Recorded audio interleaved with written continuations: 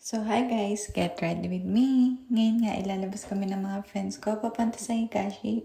Nag-try lang talaga ako ng video para sa Get Ready with me kasi gusto ko siyang i-try kung bagay talaga siya sa akin. So, parang okay naman. Tara! Every time nga pala na nasakay kami ng bus ay naupo kami sa dulo para komportable kami.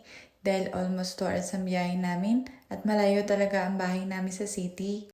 At sa haba-haba ng biyahe ay nakarating na nga kami dito sa Seno Eki kung saan kami sasakay ng cable car. Na nga at papasok na kami. Nag-antay nga kami ng 10 minutes para lang kami yung sakay. Ganito yung itsura ng cable car dito. Ito yung cable car na simple lang. Nagbayad lang kami ng 340 yen para sa back and forth.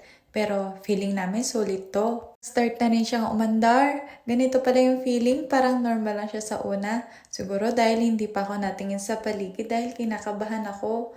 This is our first time together na sumakay ng cable car.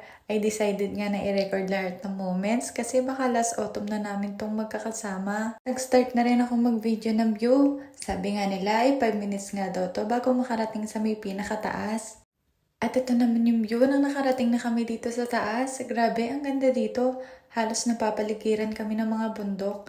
At sa pag-focus nga namin sa taas, dahil akala namin ayun lang yung view, ay hindi namin alam na meron pa palang ganito dito. Sobrang ganda niya. Halos lahat ng dahon ay color yellow. Feeling ko nasa Korea ako. Grabe, ang ganda. Lalo na sa personal. Kaya maura talaga ako ng mga posing ko kasi feeling ko worth it to. At isingit ko lang din to kasi gusto ko i-share sa inyo yung outfit ko na 4 na patong. Akala ko talaga hindi ako lalamigin pero grabe, parang tagos talaga sa buto yung lamig. Sa 2 oras namin na magpicture ay pababa na nga kami. Mas maganda pala yung view pag pababa. Halos kita namin yung buong Higashi. Kahit ang daming bahay sa paligid ay ang ganda pa din yan tingnan. Dahil nga inabot na kami ng 2 PM, kakagala ay bigla namin naisip na hindi pa pala kami nakakapag-lunch. Dito na kami naghanap ng makakainan sa Eki Station sa Hiroshima. Dito kasi merong maraming restaurant na affordable at mukhang masarap. Pag-iikot nga namin ay dito na kami sa Chinese restaurant na piling kumain. Dahil nga gutom na kami at nalipasan na ay set meal na yung in-order namin. Yung set meal nga pala na in-order namin ay meron ng siopaw, siomai, karage, soup, salad, tsaka cup ng rice. Kung makikita nyo naman ay sobrang nag-enjoy talaga ako kumain kasi in-order ko ay may kasamang rice. Sa totoo lang ay occasionally lang talaga ako nakain ng rice kapag may party or kapag nakain kami sa labas.